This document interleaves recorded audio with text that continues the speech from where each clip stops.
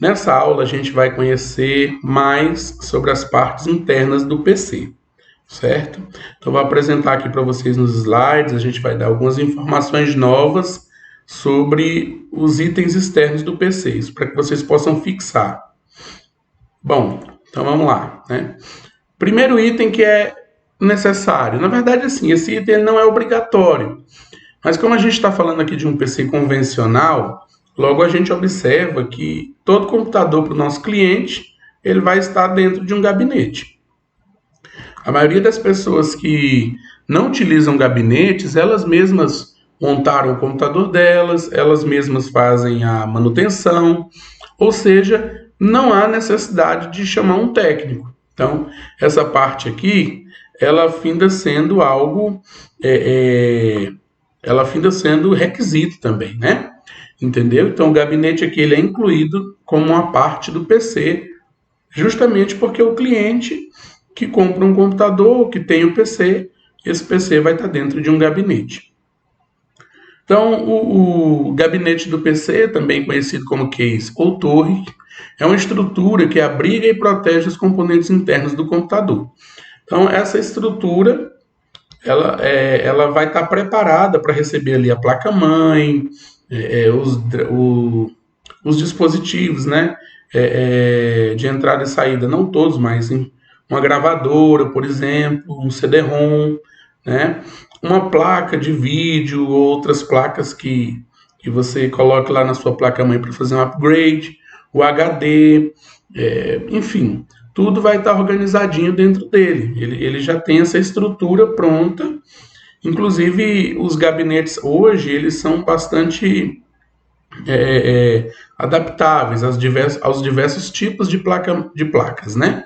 Então, alguns têm um parafuso mais curtinho, outro mais alargado.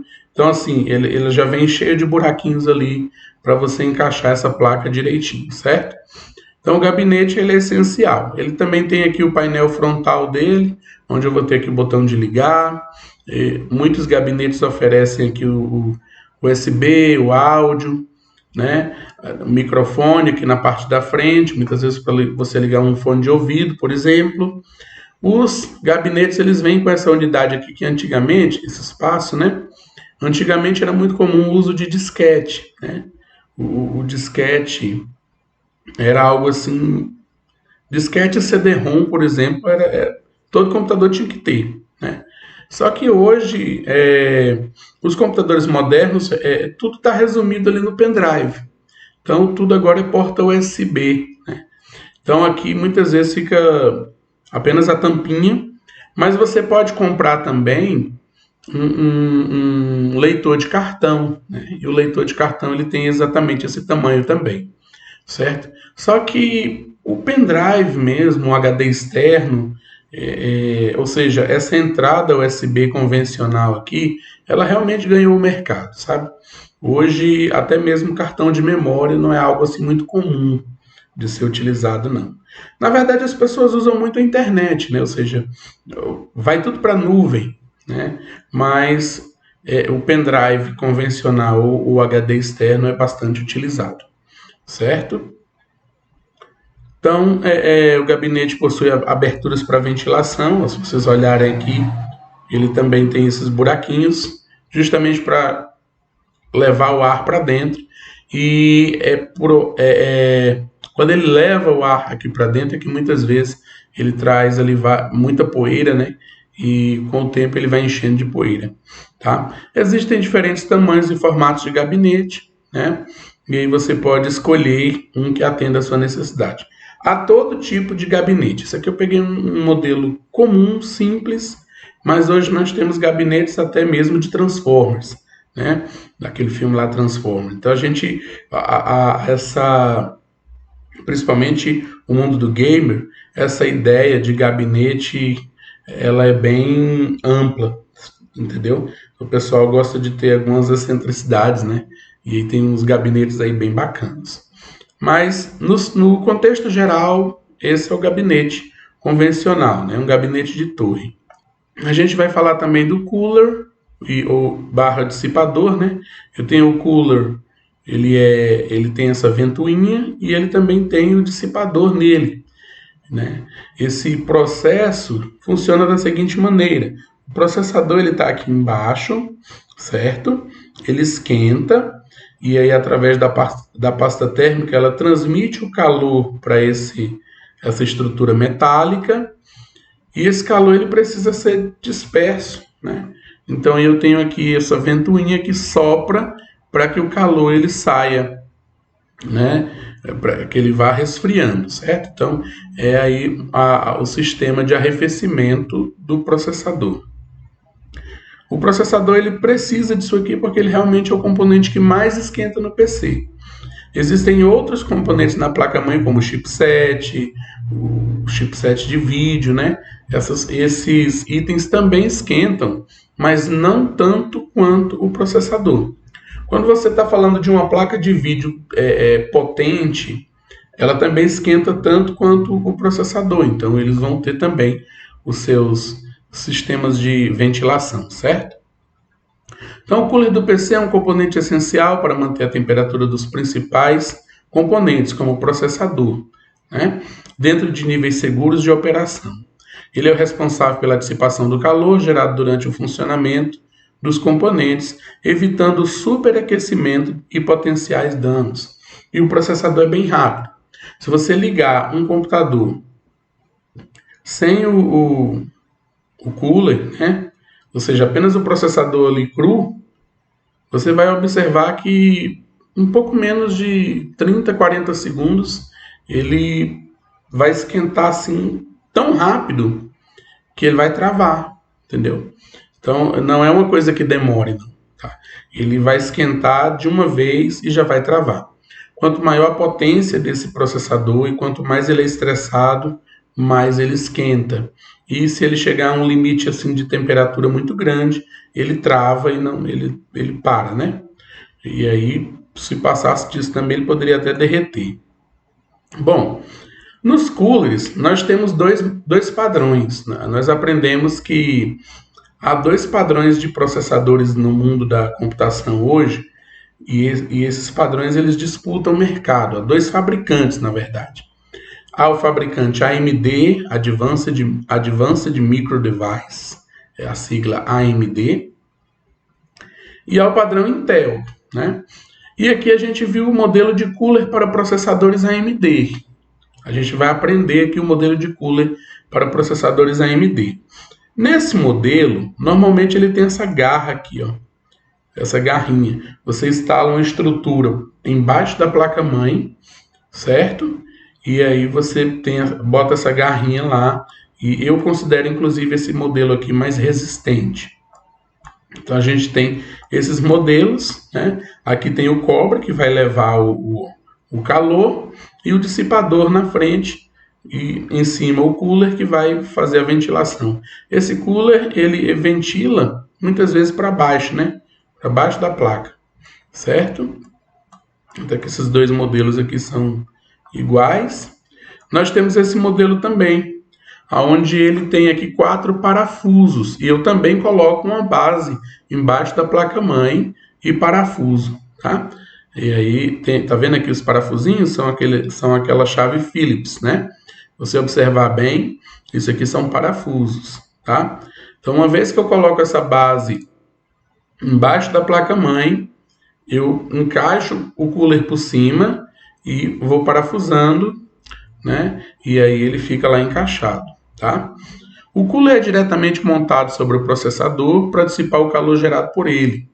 Pode ser composto por um dissipador de calor e uma ou mais ventoinhas, os ventiladores, né? Para melhorar a eficiência da dissipação térmica, que a gente já observou aqui que é necessário. Para que vocês entendam como que funciona esse processo, então o que eu fiz aqui? Essa parte aqui, ó, essa parte escura que está aqui, ela fica embaixo da placa-mãe. Ou seja, ela do outro lado da placa, né? A placa-mãe, daqui a pouco a gente vai ver a placa-mãe, eu vou explicar melhor para vocês. A placa-mãe tem aquela parte de cima onde ficam os transistores, o processador e tudo mais. Mas quando ela é encaixada lá no gabinete, a parte de trás dela vai ter uma base dessa aqui, ó. E a placa-mãe ela já vem com os furos no local certinho dessa base.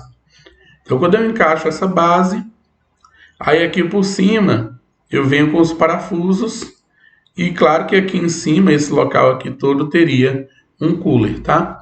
Eu só estou mostrando a estrutura dessa maneira. Então aqui eu tenho o suporte da placa-mãe que fica por baixo da placa e aqui eu teria o cooler totalmente aqui, tá? Que aqui não está mostrando o cooler mesmo, mas teria um cooler aqui em cima, um dissipador, enfim, né? Conforme a gente observou em imagens anteriores, certo? Então isso aqui ficaria por baixo. Na AMD funciona assim. A Intel também tem esses modelos, mas o mais comum da Intel é o modelo que a gente vai explicar para vocês daqui a pouco. Bom, então daqui a pouco chegou, né? A gente vai explicar como que funciona o modelo da Intel. O modelo da Intel, o modelo comum dele ele é mais simples. Ele tem aqui uma estrutura de plástico, que já vem com o cooler, com a ventoinha, e ele tem um dissipador aqui embaixo. E ele tem 4 garrinhas aqui, ó. Essas garrinhas são de plástico, e aí ela tem aqui umas pontinhas, e no meio dela, quando você empurra, ele abre essas pontinhas, e aí ele encaixa na placa-mãe. Eu, pessoalmente, não gosto muito desse modelo, porque esse modelo é o seguinte... Para que eu pudesse limpar o meu processador, por exemplo, ele tem essa vantagem. Para eu limpar meu computador, eu não precisaria desmontar a placa-mãe totalmente, tá? Então isso é uma vantagem, bastava eu girar aqui esses espaços, puxar aqui para cima e depois tirar com cuidado. Só que quase sempre dá problema. Quando ele está novinho, você encaixa, ele agarra direitinho. Mas com o tempo, esse plástico ele vai ressecando, ressecando com o calor, ressecando. E aí quando você tira, muitas vezes quebra. Ou se não quebra, muitas vezes ele entorta, enfim. E aí ele meio que já não presta mais, sabe? Então é uma desvantagem. O cooler é diretamente montado em cima do processador, né, para dissipar o calor gerado por ele. Isso aqui é o mesmo texto, na verdade, né?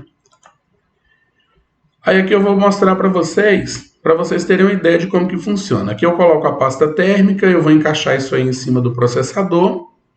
E aqui, ó, tentei dar um zoom aqui, eu tenho duas hastezinhas de plástico e eu tenho uma outra no meio, que quando você empurra, ela afasta essa haste.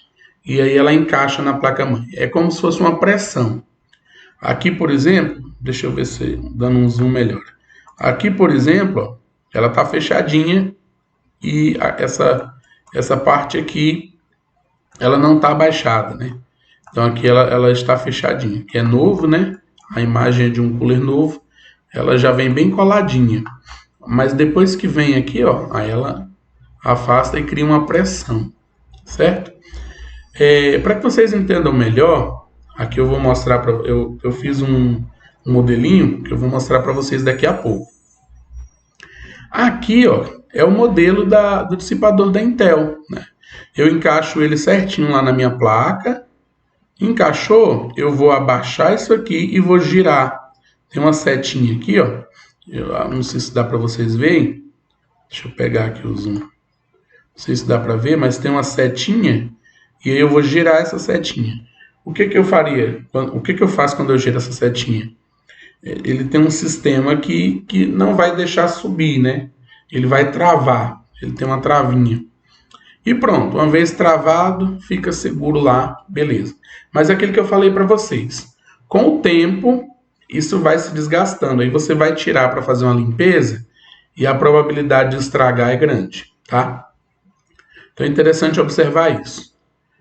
Nós temos também aqui coolers especiais, esses coolers arrefecidos a água, né, o water cooler, enfim, né? E eu encaixo essa parte aqui em cima do processador, junto com a pasta térmica, ele vai esquentando e sai aqui, num dos caninhos aqui vai sair água quente, ela vem aqui para dentro, resfria e volta frio, né? Então é um excelente cooler. Aqui do lado eu coloquei para vocês um exemplo de uma máquina com um excelente sistema de arrefecimento. Eu tenho aqui a água, né? O componente líquido. Ela passa pelo processador, ela entra aqui e sai. Ela também já está arrefecendo aqui a placa de vídeo, tá vendo? Aqui tem uma placa de vídeo. E ela vem por aqui. Depois a água passa. Aqui eu tenho 3 grandes coolers que vai estar ventilando. Na verdade, ele sai daqui, vem aqui, ele vem por aqui. É bem legal, né? É um negócio bem interessante. Mas aqui todo o sistema está sendo arrefecido. Ou seja, esse computador aqui é um excelente computador, ele não vai esquentar, entendeu?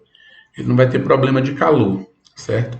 Bem interessante o sistema. Esses sistemas são bem caros e normalmente são utilizados também em servidores, né? Esses grandes servidores, eles esquentam muito.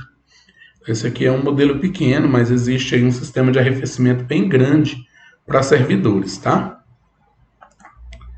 Bom, eu troquei aqui o slide, mas voltando aqui ao modelo da Intel, aqui eu estou explicando direitinho como que faz. Então eu tenho aqui uma barrinha no meio e eu tenho aqui aquelas garrinhas que eu falei para vocês. Considerem essa parte vermelha a placa-mãe, né? Então quando eu coloco, tá vendo que eu consigo encaixar tranquilamente porque ela vai fechar e abrir novamente? Só que quando eu travar, que é o caso aqui, ó, quando eu empurrar e girar essa parte do meio, ela vai ficar impedindo que esses dois aqui venham para o meio, né? Então aí eu não conseguiria tirar, entendeu?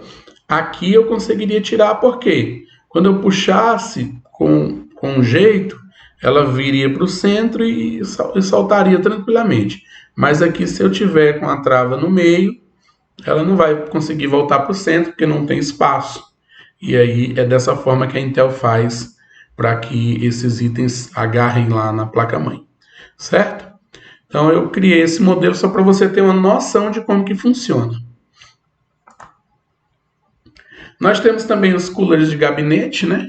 Que são uma série de ventoinhas que você pode usar no seu gabinete para melhorar a ventilação.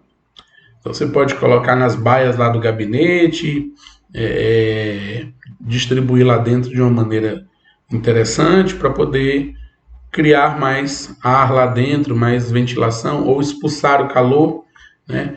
E aí facilitar o uso do computador, tá? Essas ventoinhas, elas são interessantes, pessoal, mas hoje, como eu mostrei para vocês aquele computador, agora há pouco eu mostrei para vocês um computador todo arrefecido no líquido, né? Elas são dispensáveis. E aí o computador ficaria até mais limpo, né? Porque não precisaria de tanto ar.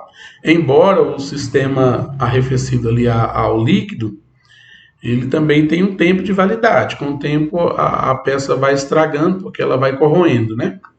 Entendeu? Só que isso também não é algo curto, não. Tá bom? Tem uma demora bastante aí. Nós temos aqui os coolers da GPU, né? Da placa de vídeo. Certo? Então a placa de vídeo, como eu falei para vocês, ela tem um processador também. Muitas delas esquentam bastante, certo? Então há necessidade aí de um ou dois coolers, de um ou dois dissipadores também aí. Na verdade é um só, né? Eles colocam mais de um cooler justamente para que essa placa possa se manter fria no momento em que você estiver jogando, vetorizando uma imagem grande, editando um filme, um vídeo, enfim, alguma coisa do gênero, que você vai usar muito recurso da placa de vídeo. Então essas placas de vídeo, elas possuem também esses coolers integrados. Não são todas, algumas placas mais fracas, como elas não têm uma potência tão grande, aí eles colocam apenas o dissipador lá em cima e ela vai dar conta, entendeu? Nós temos aqui também as fontes, né? Eu vou falar um pouco mais sobre a fonte. nós temos fontes AT e ATX. E essa sigla AT e ATX tem a ver com o cabo. Só que essa fonte AT aqui, ela é bem antiga, tá? Se você for atender cliente hoje e encontrar um computador cuja placa-mãe receba essa conexão AT, você pode ter certeza que é uma placa muito antiga. Porque a ATX ela já é bem antiga no mercado também, tá? Mas antigamente as placas-mães, elas vinham com essa conexão AT, tá? Depois passaram a vir com a opção de AT e ATX, e você poderia escolher, e agora vem sempre com a ATX, tá? A ATX é esse modelo aqui, ó. Modelo que vocês inclusive conheceram lá no Instituto, certo? Já o AT, ele é separado em duas partes, você tinha que fazer o encaixe. Normalmente colocava aqui as cores pretas, os fios de cor preto, né? Ficava para o centro, tá? E você conseguiria encaixar direitinho aí, certo? Então nós temos os padrões de conectores ATX, nós temos ATX, micro ATX e mini ATX. Só que isso aqui já tem a ver com o tamanho dessa fonte. Nós vamos verificar isso já já. Vamos lá? Então aqui, ó, eu tenho a ATX, né? AT já é coisa do passado. Tenho aqui a ATX-L, que é um modelo menor do que o padrão comum, um pouquinho menor. E nós temos a SFX, que é uma bem menor. O que é esse tipo de fonte, professor? São fontes para os diversos tipos de máquina, tá? Os diversos tipos de computadores. Hoje a gente tem uns computadores bem menores, e aí não daria para colocar essa fonte grandona ou mesmo essa aqui. Essa fonte ela é ideal para aquelas máquinas que não são torre, né? Os gabinetes que não são torre utilizam esse tipo de fonte aqui. São os gabinetes na horizontal, né? Esse aqui gabinete na vertical e esse aqui gabinetes bem pequenos, entendeu? Aqui eu coloquei também para vocês um exemplo dos gabinetes, ó. Nós temos aqui um gabinete bem grandão, né? Ultra torre mesmo, aqueles gabinetes bem grandes. Nós temos aqui um gabinete maior do que o convencional. Nós temos o gabinete convencional, provavelmente esse gabinete que você tem na sua casa, gabinete de computador normal, um tamanho adequado. Nós temos um gabinete menor, aqui embaixo tem as polegadas, né? Menor do que o normal. Nós temos esse gabinete que ele é mais quadradinho, né? Entendeu? Esse aqui é o mini ITX, né? Ele é uma caixinha, quadradinho, né?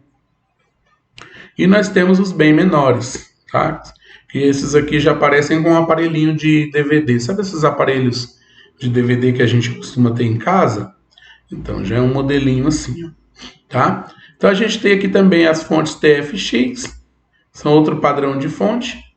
E, lembrando, todas elas têm o mesmo modelo de entrada de cabo do ATX, tá? O que muda é o tipo de fonte. E o Flex, né? Que são fontes mais comuns para esse modelo aqui, ó. Tá vendo que ela é bem menor, né? Então, eu estou mostrando para vocês aí tamanhos e formatos de computadores que vocês podem encontrar no dia a dia de vocês aí como técnicos, tá? E, claro, é sempre verificar direitinho o tipo de fonte do computador. Porque, por exemplo, essa fonte não vai entrar num modelo desse aqui. Então, às vezes, se um computador queima uma fonte, o cliente fala assim, olha, eu quero comprar uma fonte. Ah, eu vou comprar para você, não sei, né? E aí, de repente, você compra uma fonte dessa ou uma fonte comum porque não procurou saber que tipo de máquina o cidadão tem, automaticamente você vai jogar seu dinheiro fora, porque às vezes o cliente vai dizer, olha, não serviu para mim, né? Então, certos tipos de máquina, esses modelinhos aqui, ó, principalmente esse, é interessante você ver a máquina, tirar a fonte, ver o modelo da fonte, nós vamos já conhecer isso, para ver se você encontra essa fonte, seja nova ou usada, entendeu? Para você não fazer um serviço aí errado. Nós temos também fontes para servidores, né? Essas fontes são interessantes e algumas delas são até redundantes, né? O servidor usa muito essas coisas. O computador ele tem duas fontes, de modo que eu posso tirar uma fonte e substituir por outra sem que a máquina seja desligada.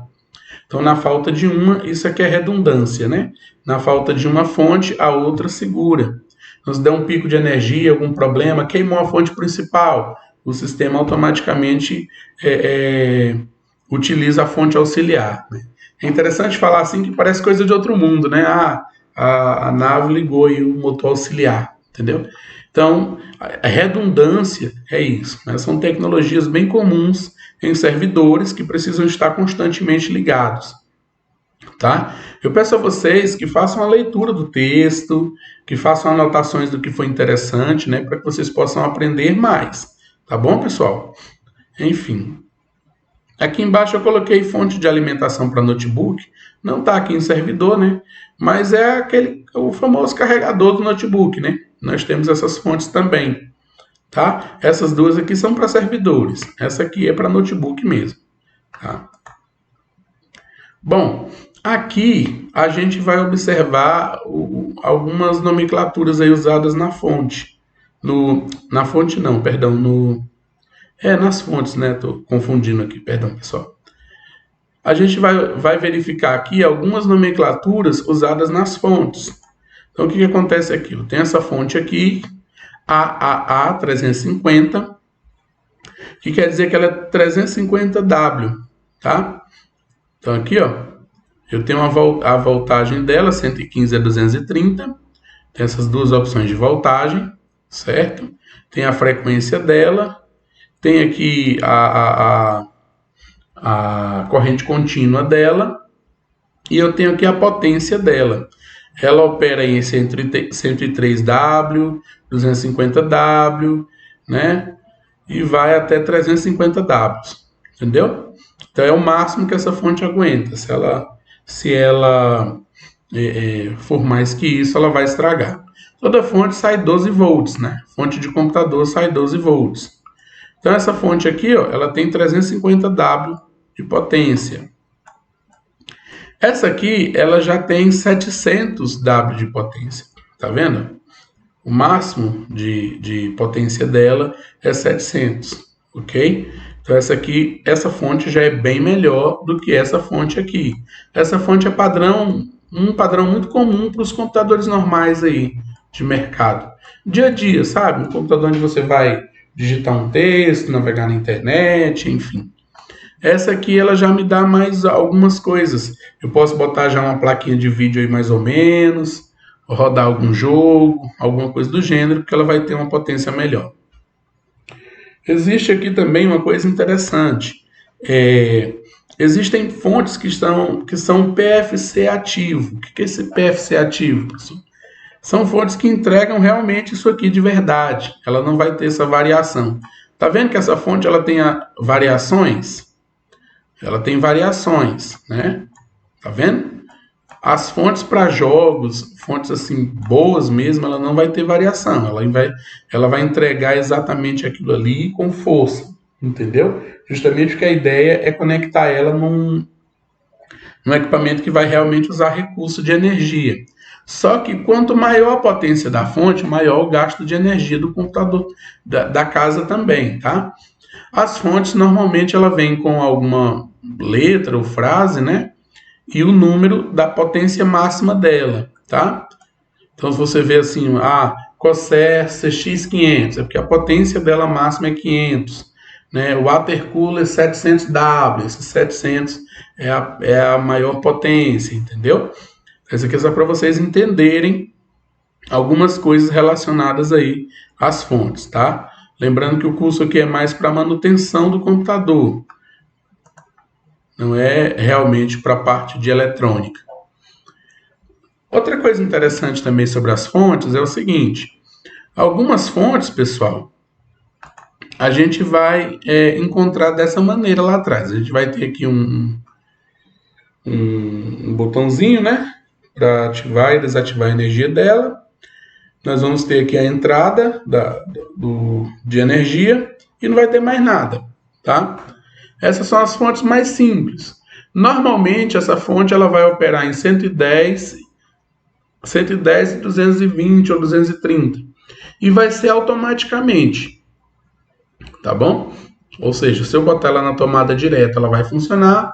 Se eu colocar ela no estabilizador, ela vai funcionar. Ou seja, ela é uma famosa fonte bivolt. O que é isso bivolt?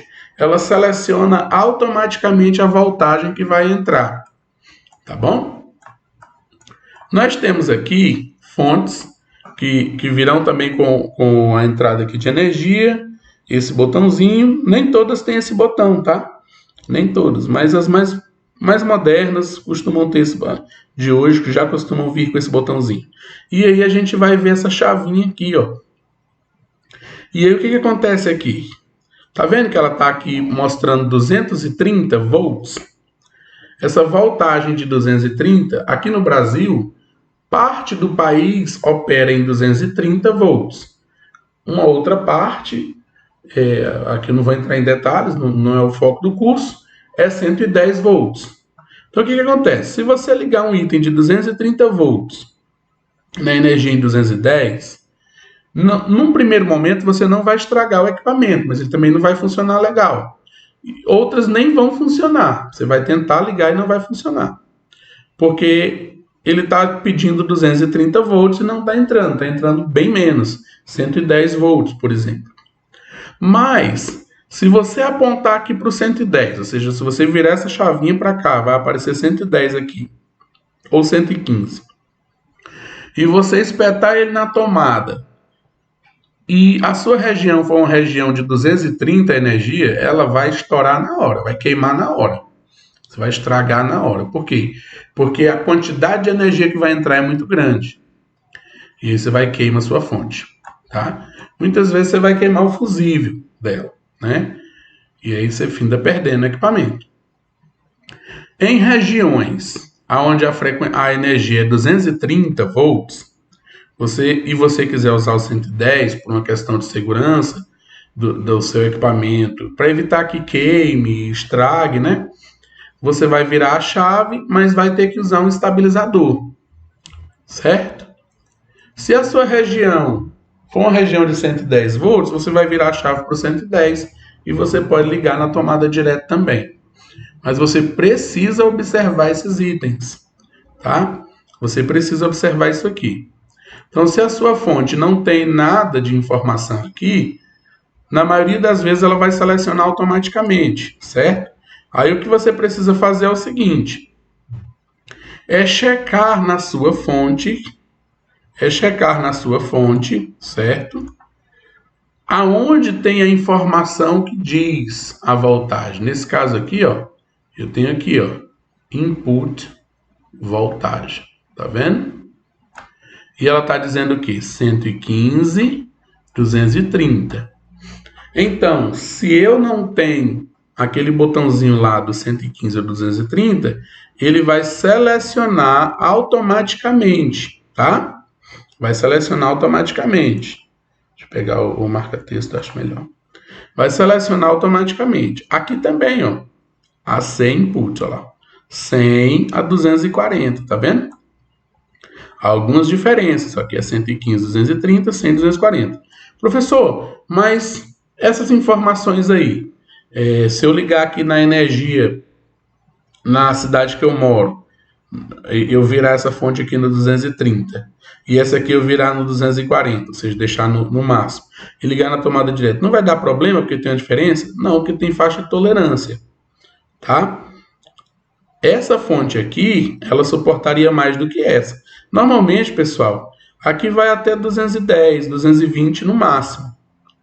Ela colocou esse 230 porque numa eventual tensão elétrica, ela ainda vai suportar 10 volts a mais. Essa aqui suportará 20 volts a mais. 210, não, 30 volts a mais. Só quer dizer que essa fonte aqui, ó, ela é bem melhor. Ela aguenta mais coisas do que essa. Porque, veja, se houvesse lá na sua região uma tensão elétrica de 235 volts, uma descarga elétrica de 235 volts, essa fonte queimaria. Essa não, porque ela suportaria até 240. De qualquer forma, o ideal é você usar um estabilizador. A função do estabilizador é suportar essa corrente para que o seu equipamento não estrague, tá? A função do estabilizador é essa. Bom, já expliquei isso aqui, né?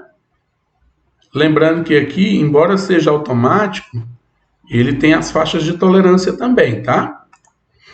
Bom, vamos para a placa-mãe. A placa-mãe é bem complicada, né? Não vou falar isso aqui tudo para vocês, não. Mas a ideia de eu exibir para vocês essa imagem aqui, de uma placa-mãe até antiga, ela, de 2003, né? É a quantidade de item que existe numa placa-mãe. Olha o tanto de item aí, ó. Nós temos tudo isso. Olha lá, ó, as portinhas SATA lá da placa-mãe. Porta SATA. Olha a BIOS aqui, o Basic Input Output System. Olha aqui a bateriazinha da clock, né, que segura a energia para o relógio. Nós temos aqui eu tenho as entradas SATA. Antigamente as placas-mães vinham também com os IDEs, né?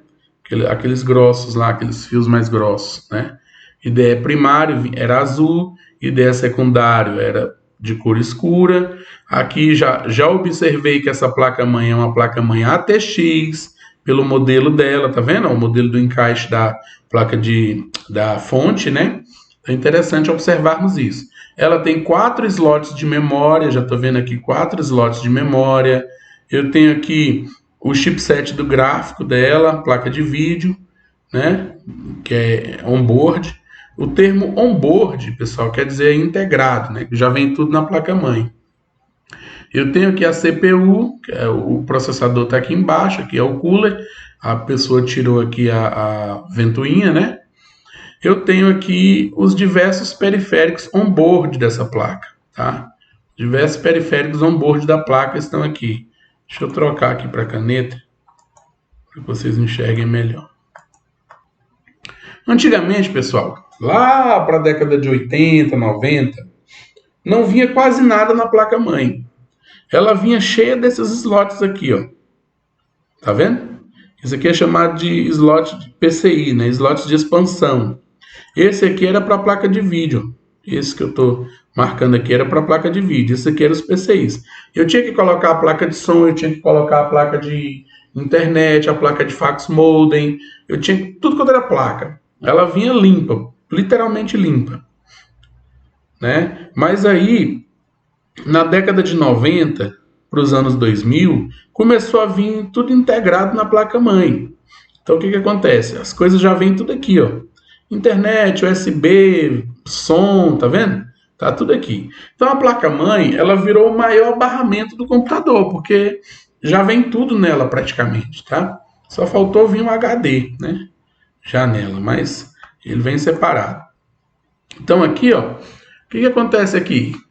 Se você observar nessa imagem aqui de baixo, você vai ver a quantidade de item que vem já nessa placa-mãe. Isso aqui é uma coisa que a gente chama de manufatura, porque o que acontece? A placa de som não necessariamente é do mesmo fabricante da placa de vídeo, da placa-mãe, perdão. A placa de vídeo não necessariamente é do mesmo fabricante da placa-mãe. Ela pode usar, por exemplo, a placa-mãe pode ser a ASUS, fabricante ASUS, pode usar uma placa de vídeo da Intel, pode usar uma placa de som da Realtek, pode usar uma placa de rede também da Realtek, por exemplo, pode usar uma USB de outro fabricante.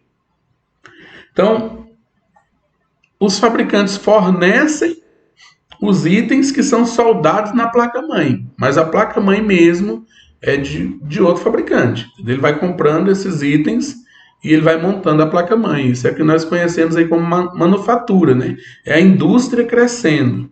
Aqui nós temos também as placas-mães adaptadas, né? Lembra que a gente falou agora há pouco das fontes? Então, eu tenho aqui a placa-mãe grande, eu tenho aqui uma placa-mãe ATX convencional, eu tenho uma placa-mãe menor para um dispositivo menor, eu tenho uma bem pequena para um dispositivo menor.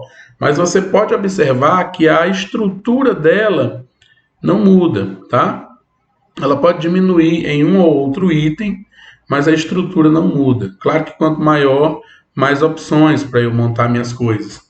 Por exemplo, essa placa-mãe aqui, ó, ela tem 4 slots de memória desse lado e 4 slots de memória desse lado. Isso quer dizer que eu posso colocar 8 pentes de memória nela.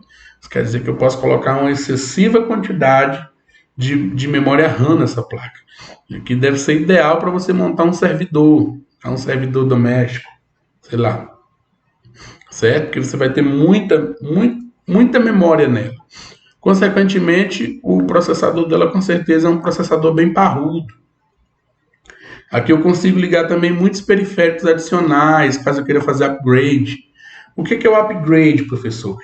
Eu tenho uma placa de vídeo lá na minha máquina, aqui. Só que é uma placa fraca. Eu tenho que comprar uma top, uma boa. Aí eu vou encaixar ela aqui, entendeu? Eu vou encaixar ela aqui justamente para que eu tenha uma placa top. Como eu estou vendo aqui mais slots de vídeo, eu posso fazer até crossfire, que seria o quê? Colocar várias placas de vídeos iguais e juntá-las e fazer uma super placa de vídeo, né? Falando numa linguagem mais simples, tá, pessoal? Essa placa aqui é uma placa super top. Aí eu tenho aqui um modelo um pouco menos robusta. Eu tenho aqui 4 slots de memória. Tem o processador aqui. Eu tenho também slots para minha placa para várias placas de vídeo aí, ó, onde eu posso também fazer o mesmo processo. Claro que tudo isso aqui é um gasto assim excessivo, né? Mas eu posso usar, entendeu? Então eu tenho muitos recursos aqui, não só para placa de vídeo, mas às vezes a minha internet é lenta porque minha placa de rede é fraca, posso botar uma gigabyte, uma placa mais potente e outras coisas. Aqui eu já tenho um modelo mais convencional, certo? Eu tenho também 4 pentes de memória, mas eu só tenho 2 slots aqui para vídeo, tá vendo? Tem aqui o processador, já deu uma diminuída, né? E também ela já ficou uma placa menor. Tá vendo que essa aqui é praticamente do mesmo tamanho. Provavelmente nessas duas placas aqui, pessoal, o que eu vou ter de diferença aqui é o opcional de memória, as memórias a mais aqui e, consequentemente, a variação de preço. Óbvio que essa placa também ela tem um sistema de arrefecimento aqui, ó, que vai junto aqui com o do processador, né? Quando colocar aqui o cooler do processador, ela tem aqui um sistema, não sei se vocês conseguem ver, o professor fez um monte de rabisco, deixa eu apagar aqui. Se você observar aqui, ó, ela tem um sistema aqui, ó, passa um cano aqui, entra o cano aqui, vem para cá e um cano aqui. Então essa placa tem uma excelente distribuição de calor nela, até porque pela quantidade de itens encontrados nessa placa, instantaneamente ela vai ser muito potente, vai ser muito quente. Essa aqui também tem um pouco de distribuição de calor, essa aqui também um pouquinho, essa aqui já tem bem menos, né? Praticamente nada, só o cooler aqui em cima, que é bem pequena, né, essa placa, entendeu? Aí aqui eu fiz o mesmo modelo, né, para vocês observarem, o mesmo modelo. Essa aqui é bem violenta, ó, certo? É só para você ver aí as diversas dinâmicas de placas caras, placas baratas e etc. A gente tem aqui também os processadores, né? Processador AMD, Intel, que são os dois grandes fabricantes, né? i5, i7, i9, AMD, X3, enfim, né? Nós temos as duas linhas de processadores, Intel e AMD, certo? Dá uma lida no texto aí, hein? Uma coisa interessante que eu quero falar para vocês sobre o processador é que nós temos processadores hoje multicores, né? E o que é esse processador multicore, professor? Dentro de um único processador, eu consigo ter vários cores, tá vendo? Isso aqui, pessoal, essa imagenzinha que eu coloquei aqui para vocês, ó, é a imagem aí do processador do meu notebook. Ele é um octa-core, ele tem 8 núcleos de processadores aí, tá? Multicore são processadores modernos, né? Frequentemente possuem mais de um núcleo. Tem dual core, 2 núcleos, quad core, 4 núcleos hexacore, ele vai sempre no número par, né? 2, 4, 6, 8. Tá? E o que acontece aqui? Isso permite com que o processador execute várias tarefas simultaneamente. Quanto mais núcleos de processadores eu tenho dentro da minha máquina, mais tarefas eu consigo executar ao mesmo tempo. Então eu posso, por exemplo, assistir um vídeo no YouTube enquanto eu digito um documento lá no Word com muita tranquilidade. Eu posso jogar e ao mesmo tempo gravar o meu jogo. Não tem uma galera que faz isso? Gravar o meu jogo, isso é tudo é muito pesado, entendeu? Então abrir o jogo ali, começar a capturar aquela tela, tudo isso é muito pesado. Eu consigo, por exemplo, vetorizar um vídeo pesado, uma imagem grande, e ao mesmo tempo fazer um download da internet, ao mesmo tempo ouvindo uma música lá no meu aplicativo de música. Ou seja, eu consigo fazer N tarefas, abrir várias abas do meu navegador e tudo mais. Então, quando eu tenho poucos cores, hoje, por exemplo, dual core, é possível que nem o Windows 10 eu consiga carregar assim direitinho, porque o próprio Windows 10 ele já é bem pesado, entendeu? Então, um dual core hoje já seria um computador bem lentinho, tá? Então, às vezes a gente fala assim, o cliente muitas vezes ele fala assim, mas quando eu comprei esse computador, eu mandei pôr muita memória nele. E ele também tem um HD grande. Então, deixa eu falar um negócio para vocês. Muitos clientes leigos, eles fazem confusão. Eles acham que HD e memória é sinônimo de velocidade. E não é, tá? Um HD muito grande, pessoal, dá para guardar muita coisa, armazenar muita coisa. Muita memória, eu teria muito espaço de memória para carregar as coisas, para serem processadas, certo? Mas se eu tiver pouco processador, é como se eu tivesse olhando para um estante cheio de livros, onde eu vou ter que ler todos esses livros, mas eu não tenho capacidade de ler, porque a minha leitura está ruim. Então, está tudo ali na estante, mas eu nunca dou conta de ler tudo.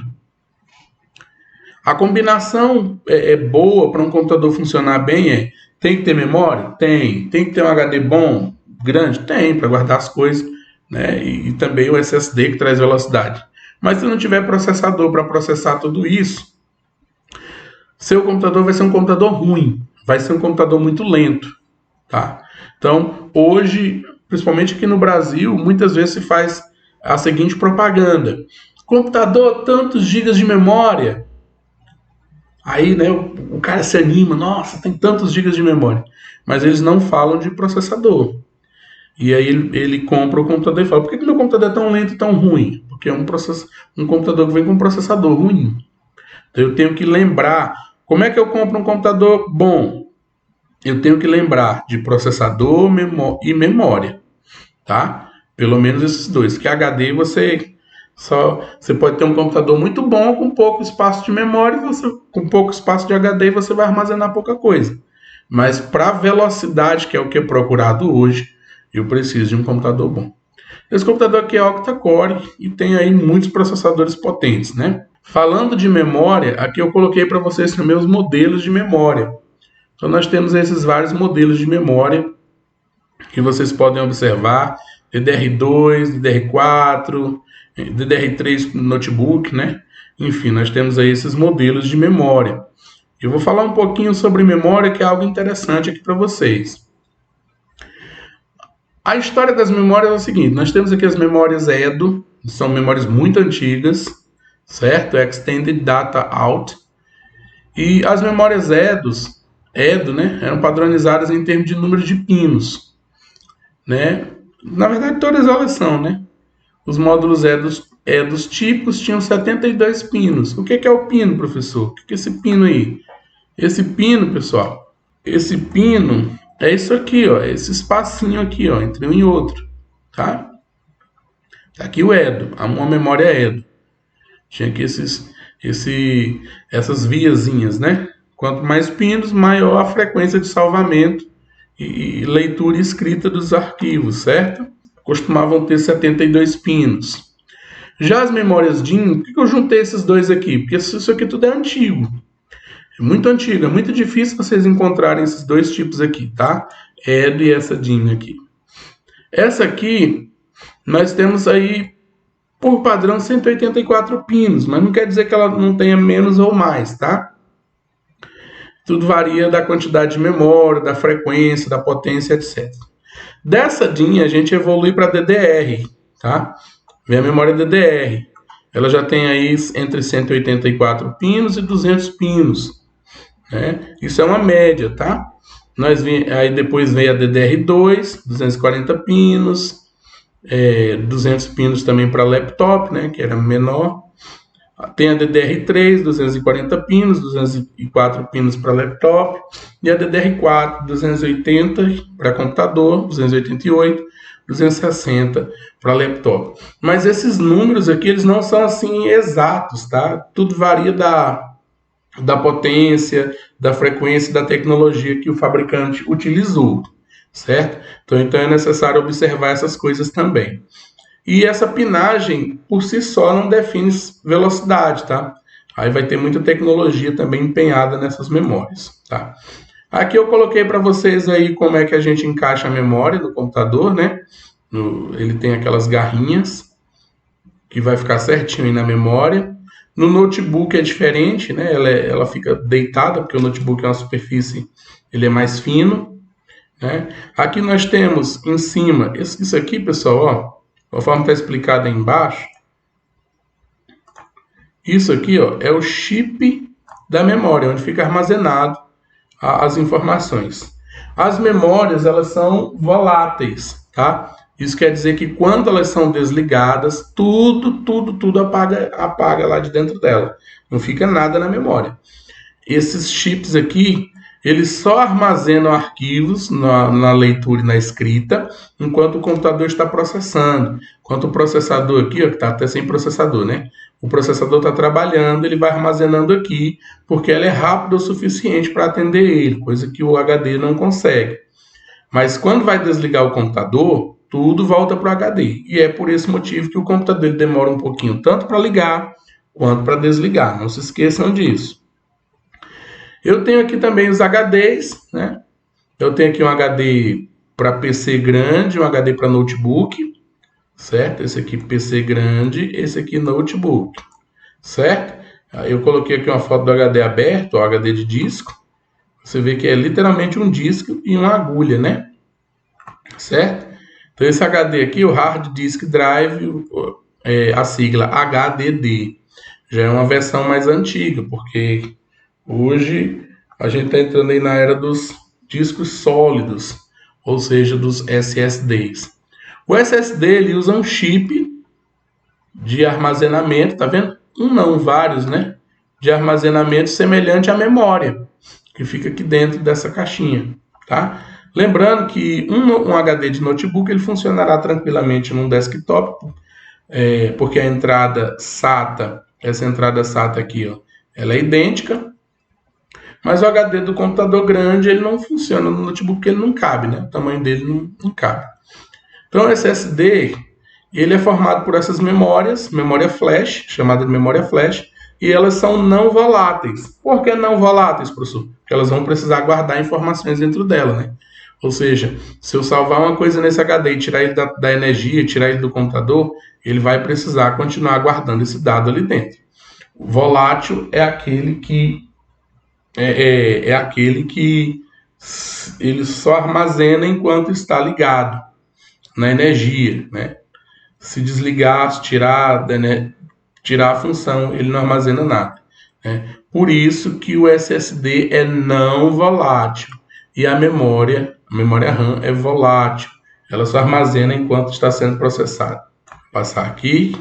Nós temos também aqui os cabos. Tem aqui o cabo SATA.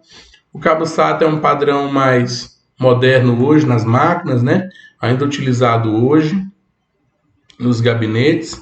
Antigamente nós usávamos o ATA, que é esse cabo aqui, ó. Ele é mais largo, tá vendo? E aí a fonte vinha com esse padrão aqui, ó, para poder encaixar. Essa aqui é a fêmea, mas tem o macho aqui, que entra certinho aqui. Então nós temos aqui o padrão ATA e o padrão SATA, tá?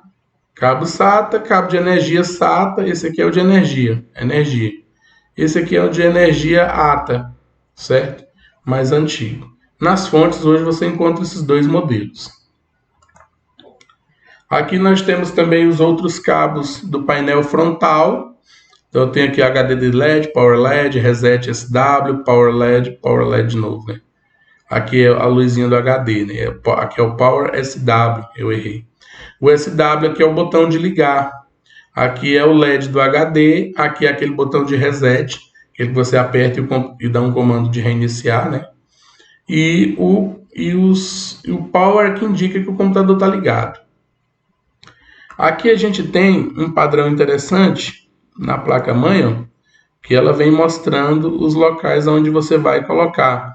Esse aqui seria esse desse lado aqui, ó. Esse de baixo seria o reset. Então aqui, ó, o Power eu colocaria nesses dois aqui. Vou pegar uma canetinha aqui. Ah, não, se eu tirar, perdão. O Power eu colocaria nesses dois aqui, o Reset aqui, né? Aí os LEDs, aqui tá o HD LED é nesse de baixo, o Power LED aqui, tá? E aí você vai muitas vezes ter que checar no manual da sua placa-mãe. Lá no manual da placa-mãe, você vai encontrar um negócio semelhante a esse aqui, ó. Tá? Você vai encontrar uma informação semelhante a essa aqui, ó. O modelo de como que vai ser. Explicando direitinho, mais e o menos, na posição da sua placa. Painel frontal. Aqui é só mostrando para vocês que no manual da placa-mãe você encontra algumas placas mais modernas, tem mais pinos, e você tem que ver a orientação certinha de onde vai ficar, tá? Esses pinos. Pessoal, o manual da sua placa-mãe você consegue achar com tranquilidade na internet, tá? Eu vou voltar aqui só para mostrar uma coisa para vocês. Só um momento. Pronto, aqui. Tá vendo essa aqui, ó? Se você colocar aí no seu computador aí, ó, Asus P4 P800 VM, esse nome aqui, lá no Google, certo? Asus P4 P800 VM, que é o modelo dessa placa aqui. Tá, inclusive aqui ela. Certo? E na frente colocar manual do fabricante ou manual PDF, algo assim, você vai achar, embora ela seja antiga, você vai achar. Há uma quantidade vasta de informações sobre placas-mães, inclusive nos sites dos fabricantes, tá? Então, você vai conseguir achar um manual ou você vai conseguir achar alguma informação do tipo. Isso tudo para que você seja orientado, porque cada fabricante usa o seu padrão nesses modelos aqui também, tá? Então, não são todos iguais, infelizmente. Nós temos também aqui os outros cabos, né, do painel frontal, que é o áudio, o USB, esses dois aqui, isso aqui a gente já viu. Né? Lembra que quando eu falei no início da aula, lá no gabinete, que lá na frente tinha a entradinha de fone de ouvido, a entrada da USB? Então, eles serão conectados na placa-mãe também, através de conectores desse tipo aí, tá? Bom, e aí, pessoal, outra coisa para o computador são os diversos periféricos que a gente usa no dia a dia, né? A gente usa diversos periféricos aí nessa máquina. Então, são componentes aí de uso dos computadores, certo? Bom, estamos chegando ao fim dessa aula. Eu agradeço você pela atenção, espero que você tenha aprendido coisas novas e até a próxima aula.